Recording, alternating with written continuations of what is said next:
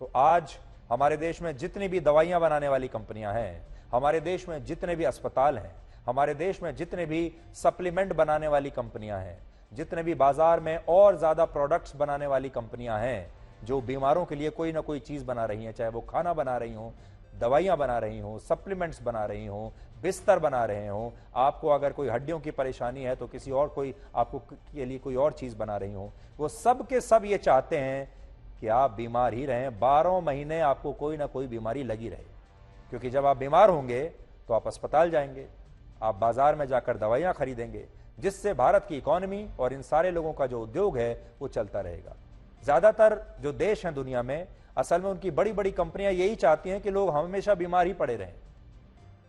आज जो व्यक्ति साइकिल चलाकर खुद को फिट रखना चाहता है, वो व्यक्ति अर्थव्यवस्था के लिए किसी काम का नहीं है। जो लोग साइकिल चलाते हैं वो अर्थव्यवस्था के लिए किसी काम के नहीं है, उनमें किसी कंपनी की कोई दिलचस्पी नहीं, क्योंकि वो व्यक्ति ना तो गाड़ी खरीदता है,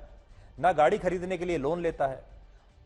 क्योंकि रोज साइकिल चलाता है तो फिट रहता है, बीमार भी नहीं होता, उसे मोटापा भी नहीं है, उसे डायबिटीज भी नहीं है, तो वो दवाइयां भी नहीं खरीदता, डॉक्टर के पास भी नहीं जाता, अस्पताल भी नहीं जाता, तो खर्चा किस चीज पर करेगा। और गाड़ी नहीं खरीदता तो पेट्रोल और डीजल की खपत भी नहीं करता, और स्वस्थ है तो अस्पताल भी नहीं जाता, सप्लीमेंट्स भी नहीं लेता, दवाइयां भी नहीं लेता। जबकि गाड़ियां खरीदने वाले व्यक्ति ये सारी चीजें करते हैं। जो व्यक्ति गाड़ी खरीदता है वो फिर लोन भी लेता है, पेट्रोल भी खरीदता है, डीजल भी खरीदता है, टैक्स लेने वाली सरकारों के लिए वो हमेशा उपयोगी साबित होता है। और जब वो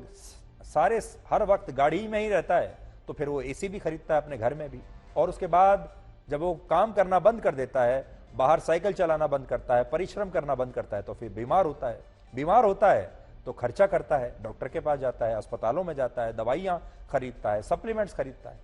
और इसीलिए बड़ी बड़ी इकोनॉमीज जो हैं, जो बड़े बड़े बाजार हैं, उनमें ऐसे लोगों को ही ज्यादा प्यार किया जाता है, क्योंकि इससे पैसा आ रहा है। एक और उदाहरण के जरिए मैं आपको समझाता हूं। जैसे जो व्यक्ति अपनी आय का कुछ हिस्सा जंक फूड या बाजार में पैकेज्ड फूड खाने पर खर्च करता है, या बाहर किसी रेस्टोरेंट या होटल में खाना खाता है, उस खर्च से बड़ी बड़ी कंपनियों का रेवेन्यू तो बहुत स्वस्थ रहता है, लेकिन उस व्यक्ति को इस खर्च से कोई फायदा नहीं होता, बल्कि जंक फूड उसे बीमार करता है। और फिर इससे जो बीमारियां उसे होती हैं वो उन्हीं का इलाज करने के लिए वर्षों तक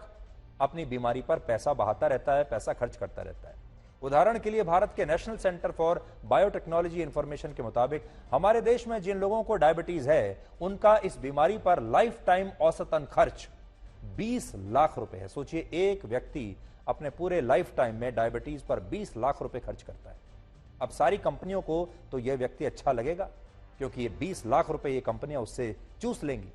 ये 20 लाख रुपए लोग उस बीमारी पर खर्च करते हैं जो बीमारी उन्हें पहले किए गए ऐसे खर्चों से होती है जो स्वास्थ्य के लिए सही नहीं थे। पहले किसी ने जंक फूड पर पैसा खर्च किया होगा, या फिर जब उस जंक फूड से जो बीमारियां हुई उनके उपचार के लिए भी उसे पैसा खर्च करना पड़ता है। तो फिर ये सारे लोग इकोनॉमी के लिए बड़े काम के लोग बन जाते हैं। जब एक देश के ज्यादातर लोग बीमार होने लगते हैं तो इससे होता क्या है, यह आप ब्रिटेन की स्थिति से आज समझ सकते हैं। शुरुआत में ब्रिटेन में जब लोगों में मोटापे की समस्या बढ़ रही थी, लोग मोटे हो रहे थे, अस्वस्थ हो रहे थे, तब सरकार ने स्थिति से यह समझा कि अगर लोगों का मोटा होना और अनफिट होना अर्थव्यवस्था को फायदा पहुंचा रहा है तो फिर इसमें बुराई क्या है। लेकिन कई वर्षों के बाद जब ये बीमारियां बहुत बढ़ने लगी और लोगों ने लंबी बीमारी की वजह से इलाज कराने के लिए समय से पहले रिटायरमेंट लेना शुरू कर दिया, काम करना बंद कर दिया, या लोगों की जो प्रोडक्टिविटी थी वो कम होने लगी, तो ब्रिटेन में काम करने वाले स्वस्थ लोगों की कमी हो गई और लॉन्ग टर्म में उसकी अर्थव्यवस्था को भी नुकसान हुआ। और आज भारत के सामने भी बिल्कुल यही चुनौती है।